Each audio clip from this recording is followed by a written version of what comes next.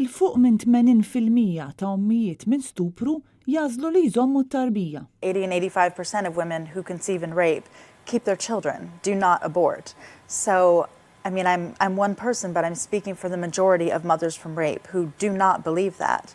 Most of us believe that this is something wonderful come from something terrible. Most of us see our children as the gift, as the light in the darkness.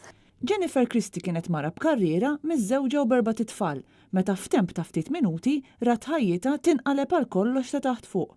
Christie kienet qiegħda fuq xogħol meta ġiet attakkata minn ġuvni li sawwata u stupra u ħalliha mitluqa f'nofs ta' triq.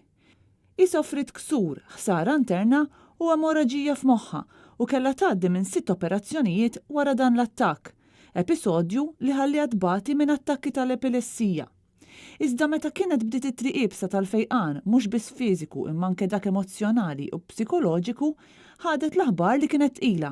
Aħbar li ħasdet lill-familja kollha, iżda li għaliha Jennifer u żewġha Jeff irreaġixxew b'mod immedjat bid-deċiżjoni li t-tarbija jrabbuha bħala binhom.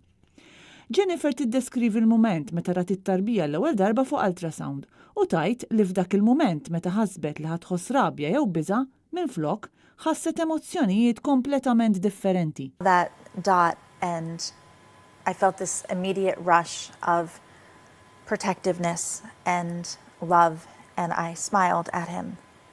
I didn't know it was a him at the time, but I smiled.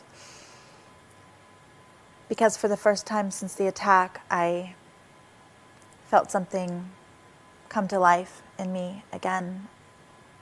I felt hope, and I felt joy. Everything that had been dead.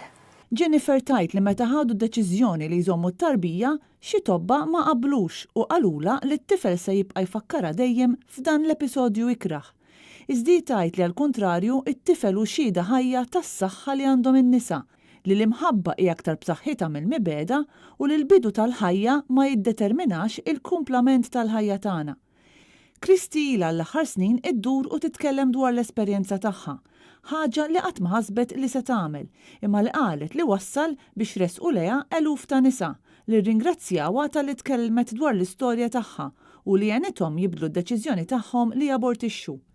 Jennifer u Jeffrey Christie tkellmu dwar l-esperjenza tagħhom waqt il-programm Net Live f'intervista ma' Marisa Spiteri u se jkunu qed jipparteċipaw fil-Mixja favur il-ħajja organizzata mill-Life Network Foundation Malta li se ssir fil-Belt Valletta nhar il-Ħadd 9 ta' Diċembru fit-3:30 ta' wara nofsinhar. Il-Mixja titlaq minn Pjazza Kastilja u matula se jkun hemm il-parteċipazzjoni live tal-grupp New Victorians. Daw kollha favur il-ħajja huma mħeġġa jattendu.